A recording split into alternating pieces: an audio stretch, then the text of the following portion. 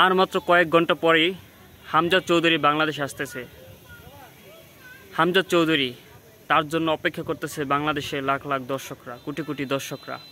হামজা চৌধুরী 25 তারিখে ইন্ডিয়ার সাথে মাঠে নামবে, অভিষেক হয়ে যাবে আন্তর্জাতিক ফুটবল ম্যাচে হামজা চৌধুরী অলরেডি আজকের রাতে শেফিল্ডের ম্যাচ রয়েছে, শেফিল্ড ওয়েডনেসডে, তার সাথে 6:30 বাজে এই ম্যাচটা খেলার পরেই হামজা চৌধুরী আগামীকালকে বাংলাদেশের উদ্দেশ্যে রওনা দিবেন এবং 17 তারিখে বাংলাদেশে পৌঁছে যাবেন হামজা চৌধুরীর জন্য হবিগঞ্জে সিলেট পুরো প্রস্তুতি নিয়ে নিয়েছে তার গ্রামের বাড়ি।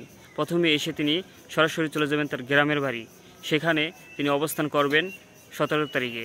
তারপর 18 তারিখে তিনি ঢাকা উদ্দেশ্যে রওনা দিতে পারেন। 19 তারিখে একটা কনফারেন্স আছে, সেখানে তিনি বক্তব্য রাখবেন এবং 20 তারিখে শ্রীলঙ্কার উদ্দেশ্যে রওনা দিবেন হামজা চৌধুরী জাতীয় টিমের সাথে।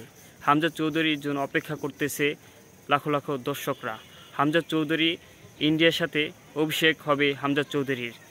ইন্ডিয়া কিন্তু অলরেডি ভয়ে রয়েছে, আতঙ্কে রয়েছে। হামজা চৌধুরীর জন্য তারা কিন্তু অবসর নিয়ে নিয়েছে তাদের লিজেন্ড সুনীল ছেত্রী, তাকে আবারও ফিরিয়েছে, কারণ তাদের স্ট্রাইকার নাই।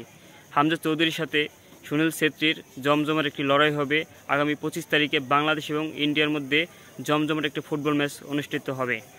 এশিয়ান কাপের জন্য এই ম্যাচটি অনুষ্ঠিত হবে, বাছাই পর্বের লড়াই বাংলাদেশ ইন্ডিয়া লাস্ট 10 ম্যাচে 24 সাল থেকে প্রতিটা ম্যাচেই হেরে গিয়েছে, একটা ম্যাচও জিততে পারে নাই। সেখানে ভুটান এবং মালদ্বীপের সাথে 2টা ম্যাচ জিতেছে। তাই বাংলাদেশ কিন্তু ইন্ডিয়া থেকে এগিয়ে রয়েছে। তাই জমজমের একটি ম্যাচ হবে এবং লাস্ট 5 ম্যাচেও কিন্তু ইন্ডিয়া এবং বাংলাদেশের মধ্যে ইন্ডিয়া একটি ম্যাচ জিতছে আর বাকি 4টা ম্যাচে ড্র হয়েছে।